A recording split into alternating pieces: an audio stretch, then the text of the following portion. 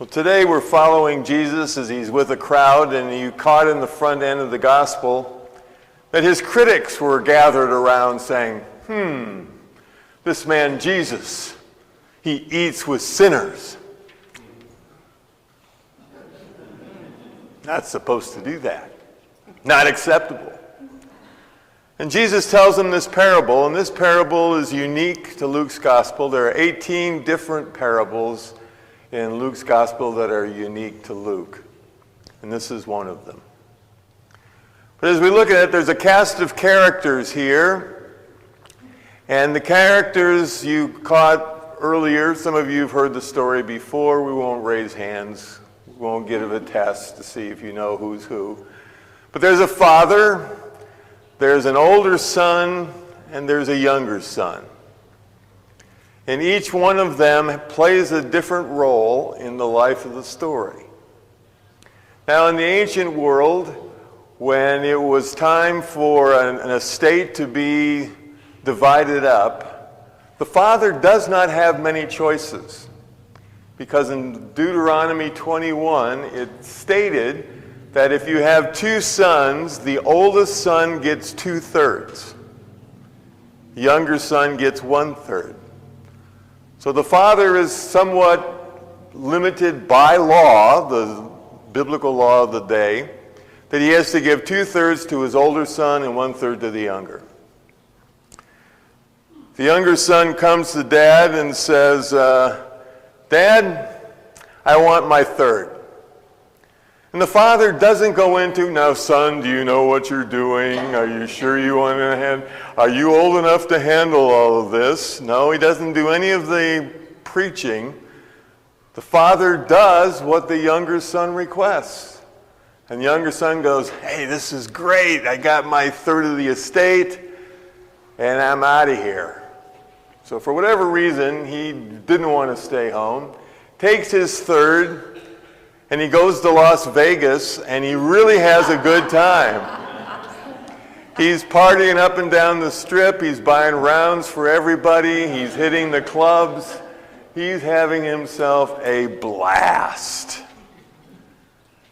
But it's true that he wasn't a very good manager of his money. As the text told us, what happens is you have the younger son whose money, he wasn't good at the craps game that he thought he was so good at, and he lost it all. Now he spent it, he had a lot of fun, but it was gone. Well, now he's in the unfamiliar position of having to realize that he blew it. So he has to figure out a job.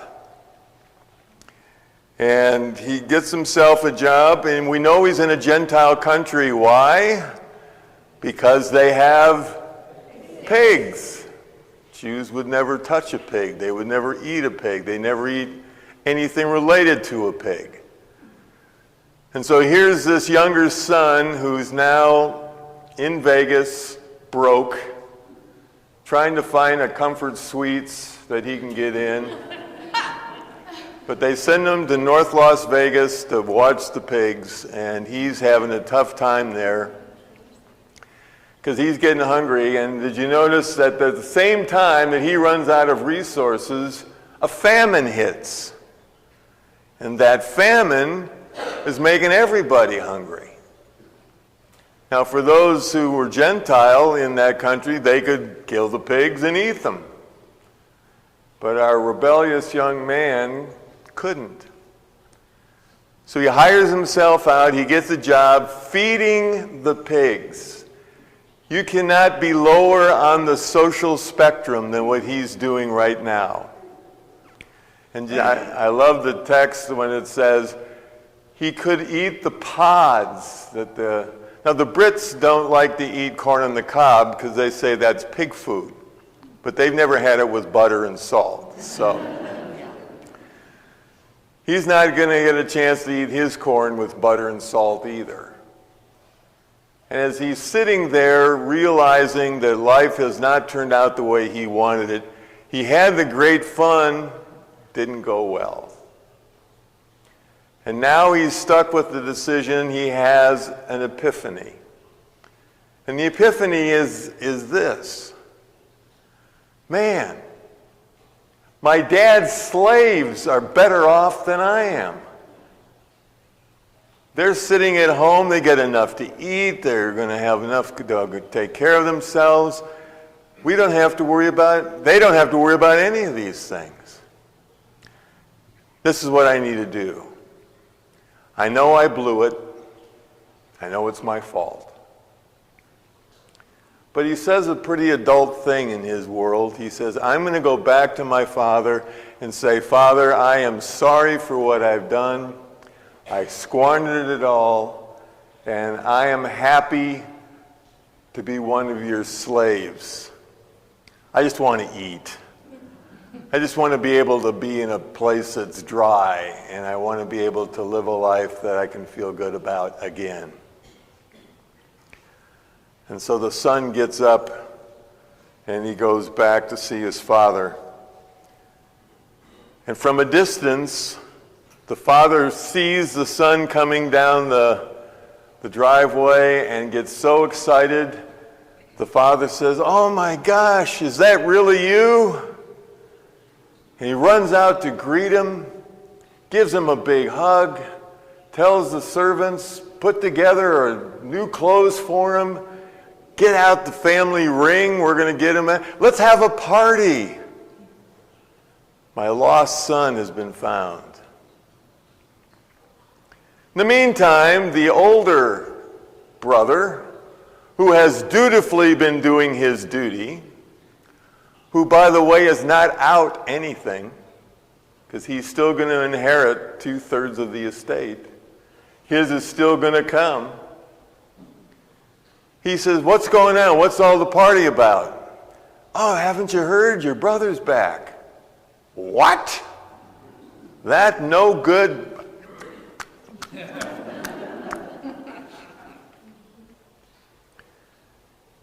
And as the older brother sees the party going on, he confronts his father.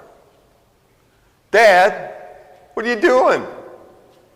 I have been dutifully doing my duties here, day in, day out, week in, week out, month in, month out, season in, season out, year in, year out, and you never threw a party for me.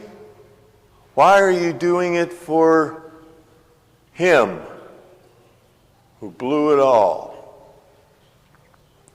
And the father says, you don't get it.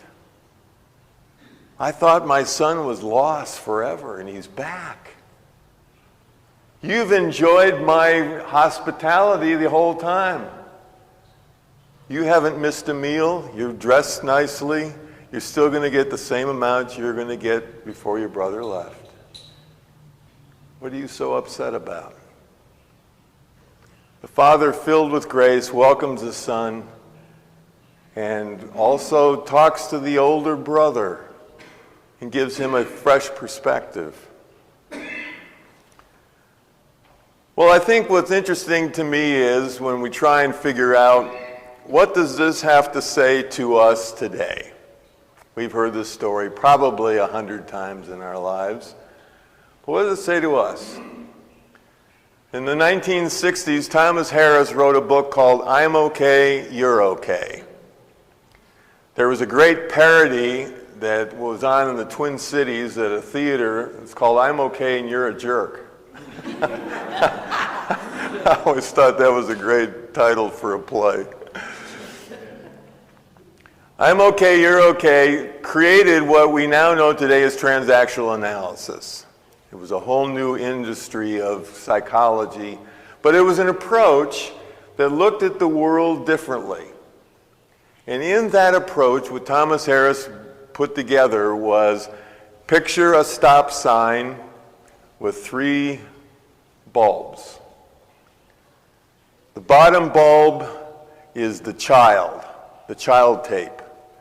That's the spontaneous, creative, fun-loving, selfish, and irresponsible parts of us. And guess what? We never outgrow it. It's always there. So I used to tell folks, you never had to teach a baby to be selfish. I want when I want when I want it. right? And there are adults of all ages that have a child tape in them. They go, I want when I want when I want it. Never goes away. So we have the child tape, and while we're living the child tape as children, we have adults around us, people around us, who give us the top circle, which are the parent tapes. The parent tapes are all the shoulds, ought tos, got tos, betters, and don't evers that are programmed into us by the time we're 6. By age 6, we've been given, don't cross the street without looking both ways, don't touch the hot cup, make sure you wash your hands when you're done with the lavatory, make sure you make your bed. I want you to know I've never left a college dorm, a seminary dorm. My poor wife, if she's still in bed when I leave, I make the bed before she can get out of it. I don't know how my mom ran that tape through my head, but I couldn't leave any place with the bed not made, period. In the meantime, we have all these parent tapes that are giving us shoulds, ought tos, got tos, betters, and don't evers. The middle tape is the adult tape. And the adult tape is not a given. The adult tape starts in the 6th month of life, and if it's nurtured, it grows. And the adult tape is one that can take from the parent and take from the child. And it's something that allows us to see things differently. In the story, it was interesting. The younger son, which tape was he operating out of? Child. I want what I want and I want it now. Okay. The father, responding in the adult, says, okay, here's your part of the estate. No lectures, no limitations, grace. You haven't earned it, you don't deserve it, but it's what the law requires, and I give it to you, no strings attached. The son living in the child, woohoo, has a great time on the strip. But guess what? He runs out of money. He's on the pig farm. And he has an adult moment. I can go back to my father and apologize, say I'm sorry, and I can get back the chance to at least live in a dry environment and eat decent food. What was fascinating is when he gets back home, the father, still in the adult, says, son, welcome home. You always have a place here. There's no reason for you to stay away. You are welcome here. Grace. Given without strings attached. Then the older brother steps into the picture. And what is he coming out of? He's coming out of the parent tape. You shouldn't do this, Dad. You shouldn't have given him the money. You shouldn't have allowed him to do this. You should have given me a party. You should have. You can't. Why are you? And the older son is having a parent tape play out what's going on. The father stays in the adult and explains to his older son why, you know what, son, you haven't lost a thing. You're not out one thing. Why are you fighting this with what I should have done? What I think Thomas Harris did with those parent, adult, and child tapes is this story creates for us the opportunity to see in our lives, where do we operate from?